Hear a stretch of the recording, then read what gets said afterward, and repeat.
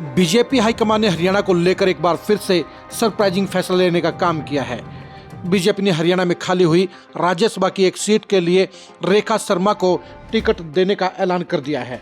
रेखा शर्मा को टिकट देना एक बड़ा फैसला माना जाएगा और इस फैसले से हरियाणा बीजेपी के लगभग 1 दर्जन पूर्व मंत्रियों और सांसदों की इच्छाओं पर पानी फिर गया है। आखिर रेखा शर्मा को टिकट क्यों मिली, रेखा शर्मा को टिकट मिलने के क्या साइड इफेक्ट हैं और रेखा शर्मा के कारण किन किन नेताओं के सपने टूटे हैं, ये जानने के लिए आज की इस खरी खरी खबर को आप जरूर देखिए।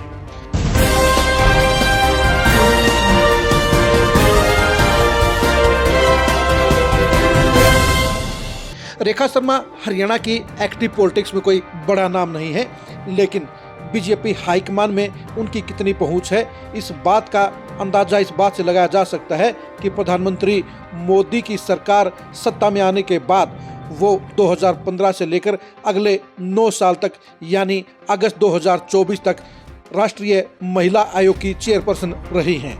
यानी प्रधानमंत्री मोदी की हरियाणा में अगर सबसे पहली कोई पसंद महिला नेत्री के तौर पर है तो वो रेखा शर्मा है। रेखा शर्मा लगभग 1990 के दौर से ही बीजेपी की फ्रंट लाइन की नेताओं में शामिल हैं। बेशक से वो एक्टिव पॉलिटिक्स में या चुनावी पॉलिटिक्स में नहीं आई, लेकिन बीजेपी हाईकमान के साथ उनके रिश्ते हमेशा करीबी रहे हैं। यही वजह रही कि रेखा शर्मा ने टिकट की दौड़ में बड़े बड़े नेताओं को पछाड़ने का काम कर दिया। इस दौड़ में हरियाणा बीजेपी के प्रदेश अध्यक्ष मोहन लाल बड़ौली भी थे। मोहन लाल बड़ौली ने अपनी टिकट नहीं मिलने के आसार को देखते हुए ही 1 घंटा पहले ही राज्यसभा की टिकट को लेकर एक बेहद खास बयान दिया। ये बयान क्या है, ये भी आप जरा गौर से सुनिए।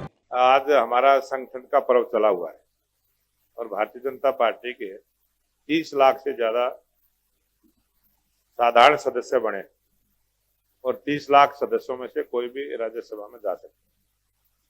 आपने सुन लिया होगा कि मोहन लाल बड़ौली कह रहे हैं कि बीजेपी के 30 लाख सदस्यों में से ही एक को टिकट दी जाएगी।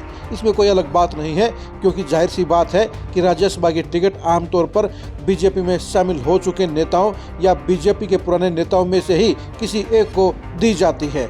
यही वजह रही कि इस मामले में कोई किंतु परंतु नहीं थी, लेकिन ये हकीकत है कि बीजेपी के टिकट को हासिल करने के लिए मोहनलाल बड़ौली के अलावा पूर्व सांसद संजय भाटिया दावेदारी में थे, पूर्व सांसद कुलदीप बिश्नोई भी टिकट चाह रहे थे और प्रकाश धनखड़ भी टिकट की कतार में खड़े हुए थे। कैप्टन अभिमन्यु भी राज्यसभा का सपना देख रहे थे। पूर्व सांसद सुनीता दुग्गल भी राज्यसभा जाना चाहती थी।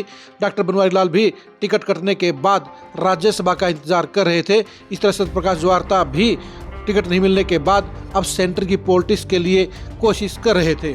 लेकिन इन सभी नेताओं के सपने रेखा शर्मा का नाम फाइनल होने के बाद टूट गए हैं और रेखा शर्मा के जरिए बीजेपी ने हरियाणा से पहली बार 2 महिला सांसदों को राज्यसभा में भेजने का काम किया है। आपको बता दें कि हरियाणा के इतिहास में पहली बार ऐसा है जब 2 महिलाएं एक साथ राज्यसभा में गई हैं। इस समय जहां किरण चौधरी को बीजेपी ने कुछ महीनों पहले ही राज्यसभा में भेजा है, वहीं पर अब रेखा शर्मा भी दूसरी महिला नेता बन जाएंगी। यानी महिलाओं को साधने में बीजेपी एक बड़ी भूमिका निभाने का काम कर रही है।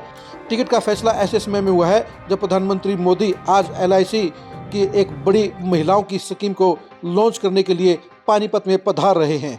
यानी एक सोची समझी रणनीति के तहत रेखा शर्मा को आज राज्यसभा की टिकट दी गई है। रेखा शर्मा को टिकट मिलना इस बात का प्रतीक भी है कि बीजेपी में सिर्फ बाहर से आने वाले नेताओं को ही अपग्रेड नहीं किया जाता है, बल्कि वर्षों से बीजेपी के लिए मेहनत करने वाले समर्पित कार्यकर्ताओं और नेताओं को भी अपग्रेड करने का काम किया जाता है। आपको ये बता दें कि पिछले 40 साल से रेखा शर्मा पंचकुला में रहकर बीजेपी की मजबूती के लिए लगातार काम कर रही हैं। बेशक से आम लोगों को रेखा शर्मा की शख्सियत के बारे में ज़्यादा जानकारी नहीं है, लेकिन बीजेपी के अंदर के सिस्टम के जानने वाले लोगों को ये बखूबी पता है कि रेखा शर्मा की पहुंच दिल्ली दरबार में काफ़ी ऊपर तक है और बीजेपी हाईकमान के बड़े नेताओं के साथ उनके रिश्ते बेहद मधुर हैं। यही वजह रही कि अगस्त 2024 में महिला आयोग की चेयरपर्सन से हटने के बाद अब उन्हें 3 महीने के गैप के बाद ही राज्यसभा में भेजकर उनका स्टेटस बढ़ा कर दिया गया है। यानी बीजेपी हाईकमान ने रेखा शर्मा को राज्यसभा में भेजकर जहां एक तरफ 1 दर्जन दावेदारों को मायूस करने का काम किया है, वहीं पर बीजेपी के मेहनत करने वाले नेताओं को भी इस बात का संदेश दिया है कि अगर वो सब्र में रहेंगे, वो पार्टी के प्रति समर्पित रहेंगे तो उनकी लॉटरी कभी भी लग सकती है।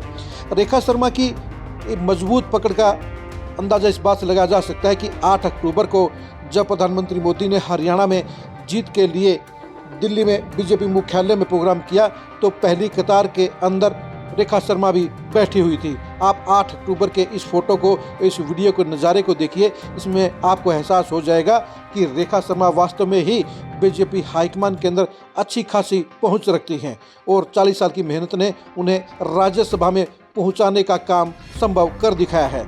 आप बीजेपी के अंदर के सिस्टम के पॉजिटिविटी के बारे में क्या सोचते हैं, कमेंट करके जरूर बताइए।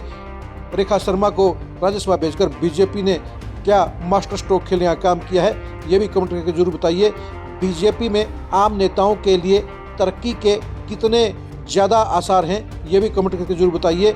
अपने नेताओं को प्रमोट करने में बीजेपी कांग्रेस से किस तरह से अलग है, ये भी कमेंट करके जरूर बताइए। आप हमारे फेसबुक पेज को फॉलो कीजिए, आप हमारे यूट्यूब चैनल को सब्सक्राइब कीजिए और इस वीडियो को आप ज़्यादा से ज़्यादा शेयर कीजिए। नमस्कार।